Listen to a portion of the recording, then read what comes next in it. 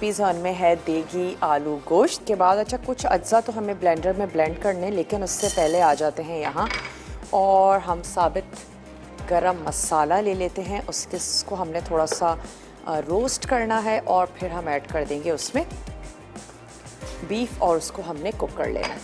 गोश्त हमारे पास बॉईल नहीं है तो आज हम उसको कुकर में तैयार करेंगे। पहले हम उसका जो मसाला है वो तैयार कर लेते हैं। ड्यू ड्रॉप का ऑलिव पोमेस ऑयल मैंने यहाँ पर ले लिया है और आँच इसकी थोड़ी सी खोल देते हैं। मैं अब इसमें ऐड करने जा रही हूँ। हल्का सा फ्राई होना शुरू हो गया।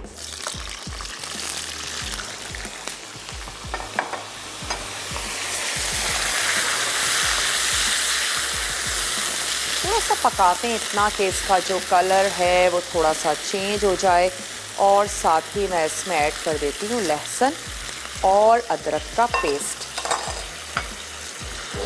ये चला गया इसमें लहसुन और अदरक का पेस्ट। थोड़ा सा इसको भूनते हैं, लहसुन और अदरक का जो कच्चापन है वो भी दूर हो जाएगा और स्पेशली गोश्त की जो अपनी हीक और बादीपन होता है उसके लिए भी लहसुन अदरक का पेस्ट बहुत अच्छा है। यही वजह है कि हम मोस्टली गोश्त की रेसिपीज़ में तो लाजमी लहसुन और अदरक का पेस्ट ऐड कर रहे होते हैं। तो चलिए इसको थोड़ा सा ढक के पकाते और आ जाते हैं यहाँ ब्लेंडर की तरफ, जिसमें हमें शामिल कर देनी है सुर्ख प्याज, इसमें जाएगा दही और साथ ही मैं इसमें रफली चॉप करके शामिल कर दूंगी टमाटर। तो इससे बेसिकली हम मसाला बनाने जा रहे हैं और इसके बाद हम क्या करेंगे, जब गोश्त का अपना पानी ड्राई हो जाएगा ये पिसा हुआ मिक्सचर ऐड करेंगे और साथ ही हम इसमें शामिल कर देंगे नमक, मिर्च, हल्दी, ये तमाम चीज़ें इसमें जाएंगी और लास्ट में हम ऐड कर देंगे पिसा गरम मसाला और जायफल और जावित्री का पाउडर। तो अगर बड़े टमाटर हैं तो आप 2 शामिल कर दीजिए। इसमें 2 टमाटर रफली चॉप करके ऐड कर देती हूँ और इन तमाम चीज़ों को हमने करना है अच्छा सा ब्लेंड।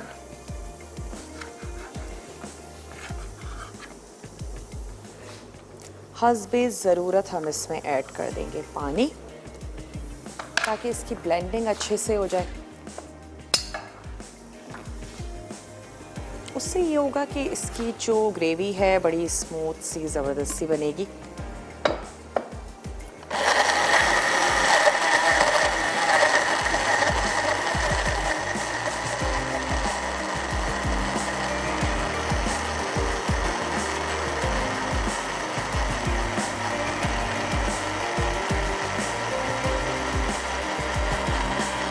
लाल मिर्चों का पाउडर हम इसमें शामिल करेंगे, ऐड करेंगे थोड़ा सा हल्दी पाउडर, नमक भी अपने टेस्ट के मुताबिक ऐड कर दीजिए और साथ ही जाएगा इसमें धनिया पाउडर।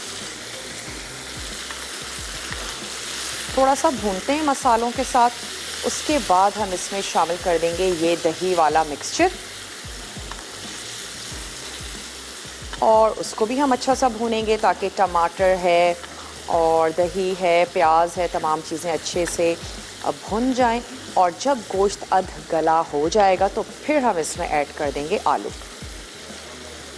क्योंकि यकीनन आलू जल्दी से गल जाएंगे, गोश्त में थोड़ा सा टाइम लगेगा।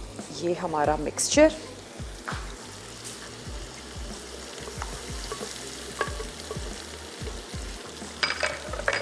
दही और साथ ही इसमें है प्याज, टमाटर।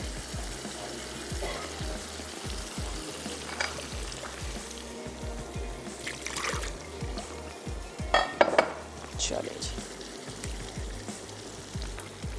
और अब इसको हमने थोड़ा सा अच्छे से भून लेना है। कोई भी हमारा देसी खाना हो उसकी भुनाई अच्छे से होनी चाहिए तो उसका कलर भी बड़ा खूबसूरत सा आता है।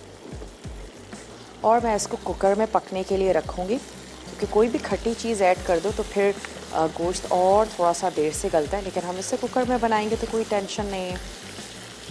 एक दफ़ा भूनते हैं उसके बाद हम इसको कुकर में ऐड करके उसको बंद कर देंगे और आपने अपने हिसाब से उसमें पानी ऐड कर देना है। अगर कुकर नहीं यूज़ करती हैं तो नॉर्मल पैन में आराम से इसको पकने दें।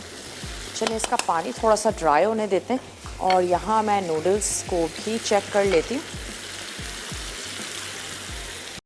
अच्छा, यहाँ पर हमने क्या किया कि उसको भूना, कुछ भी ऐड नहीं किया था, तमाम चीज़ें आपके सामने शामिल की थी, सिर्फ हमने उसको भूना है ब्रेक में। और उसके बाद उसमें आलूओं के बड़े बड़े टुकड़े, यानी कि आपने एक आलू के 2 हिस्से कर लेने हैं, वो भी हमने ऐड कर दी।